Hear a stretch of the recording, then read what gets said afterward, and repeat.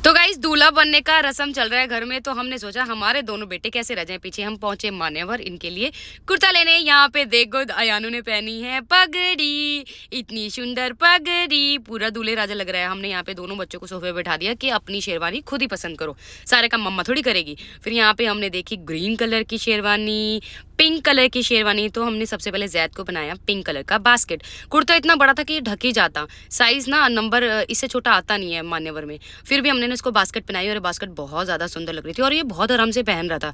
मतलब इसको तैयार होना दूल्हा बनना पक्का अच्छा लगता है। और यहाँ पे गोलू नाच रही है कि मेरा बेटा बन गया दूल्हा, बेटा बन गया दूल्हा। फिर हमने जैद को ना गोल्डन कलर की पगड़ी पहनाई, वो भी उस पर बहुत ज़्यादा जच रही थी। फिर यहाँ पे दोनों को हमने तैयार किया और यहाँ पे अयानु ने भी पहनी थी ग्रीन कलर की शेरवानी। फिर हमने इनको बैलून दिया, फिर बैलून से ये खेलने लगे क्योंकि थोड़े से इरिटेट हो गए थे बच्चे कपड़े पहनने के बाद उतारने में। फिर हम लोग पहुंचे वापस घर पे और ये घर पे आने के बाद तो इतने ज़्यादा खुश थे। फिर यहाँ पे ना हम दोबारा घर से बाहर निकले और इस बार हम लेके गए थे अपने साथ तूबा को, क्योंकि तूबा रह गई थी घर पे। फिर यहाँ पे हम घर के जो पर्दे सिलेक्ट कर रहे थे क्योंकि एक और मकान लिया है ना किराए पे, तो उस पर पर्दे नहीं थे, पर्दे लगाने थे। तो यहाँ पे गोलू करिए म्याऊं म्याऊं। फिर हमने यहाँ पे पर्दों का कलर सिलेक्ट किया, तो यहाँ पे हमने ये वाला पर्दा अपने घर के लिए सिलेक्ट किया, बहुत ही सुंदर था ब्राउन कलर का। फिर यहाँ पे तूबा को जो है गोलू झुला रही है और वो आराम से झूल रही है। और ये इसने जो हाथ में लिया हुआ ना, ये पर्दे को रैप करने वाला वो था। यहाँ पे तूबा अपने लिए पर्स ढूंढ रही थी, तो यहाँ पे ब्राउन कलर का पर्स लेके आई, कहती मम्मा लेके दे दो। फिर हम वापस घर पे पहुंचे तूबा को लेके। नहीं, घर पे पहुंचने से पहले हम गए थे मैम के घर, मैम से मिलने, क्योंकि हमने अपना कार्ड जो है वो मंदिर में चढ़ाया था। तो और मैम के पास आए, मैम से मिलके ना जाए तो मैम नाराज हो जाती, इसलिए पहले मैम से मिले। उसके बाद वापस घर पहुंचने के लिए हम गाड़ी में बैठ गए।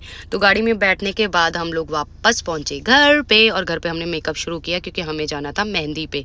और मेहंदी पे हमने पहना था ग्रीन कलर का आउटफिट। तो यहाँ पे चीकू बैठ के कार्टून देख रहा है और कह रहा है कि मम्मा जब तक आप फंक्शन में जाती हो मैं कार्टून देख लूंगा। मैंने कहा ठीक है। तो उसके बाद मैं यहाँ पे अपनी ओले की क्रीम लगाने लगी क्योंकि मेरी जो क्रीम है खत्म हो गई थी। तो स्किन को प्रेप करना बहुत ज्यादा इंपॉर्टेंट है। और पता नहीं क्या हो रहा था, ये क्रीम खुल ही नहीं रही थी। मैंने बहुत देर तक कोशिश करी, उसके बाद ना मेरा डब्बा चला गया क्रीम के अंदर। मैंने कहा चलो कोई बात नहीं।